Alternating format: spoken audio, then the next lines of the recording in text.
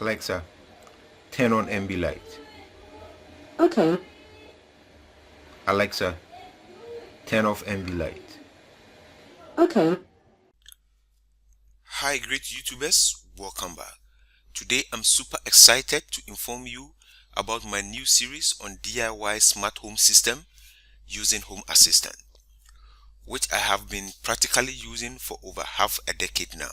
Home Assistant is the most popular open source smart home hub in the world, giving you unparalleled customization and control of your smart home. From access to individual sensors on a device to automating everything around you. Let's get started. Kindly subscribe if you've not done that already, and also press on the notification bell. This way you always be notified whenever I upload new videos.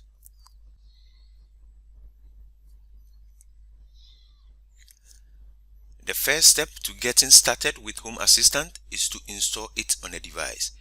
There are many ways to run it for all kinds of scenarios and all kinds of skill levels. We'll break them down in the following: easiest, easy, intermediate, hard, and expert. Now let's dive deep into each breakdown.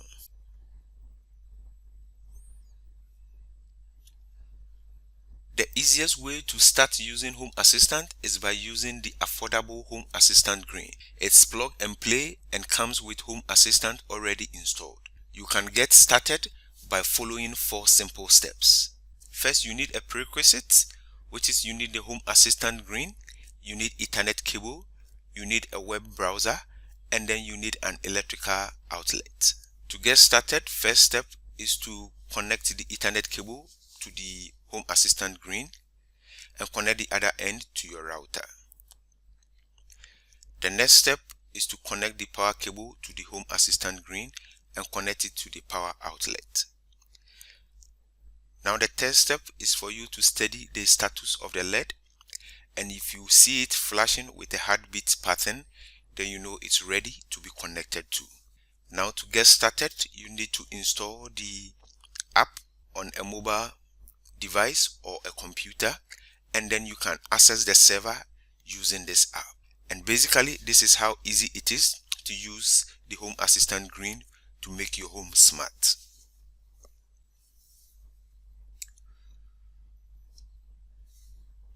We have talked about the easiest approach. Now let's look at how to make it easy. The easy way is to use Raspberry Pi.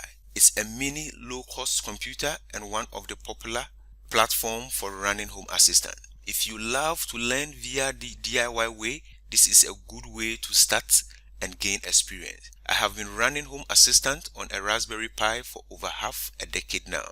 It's reliable, stable, efficient. And in this tutorial series, I will be using the DIY approach. I will share with you step by step how to install, set up, and hit the ground running with the Home Assistant installed on a Raspberry Pi.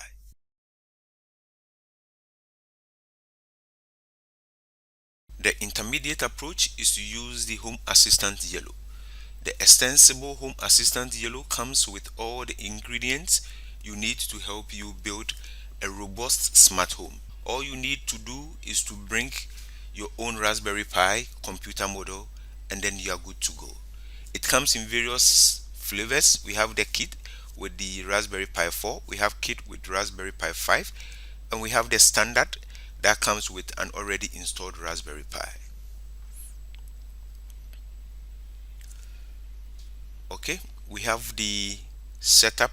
So we say that with the computer model, which is 4, you will have a fast performance, and if you have the Raspberry Pi 5, your performance will be extra as well.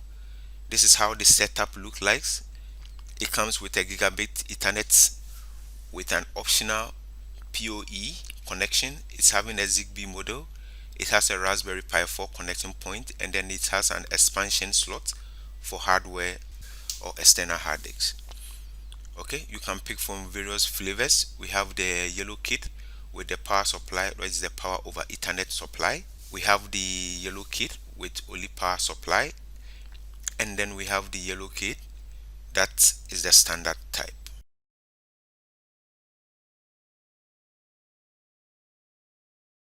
Home Assistant can be repurposed and installed on various hardware, such as the Android or the generic x86-64 machine. The Home Assistant operating system allows you to install Home Assistant on these machines even if you have little to no Linux experience.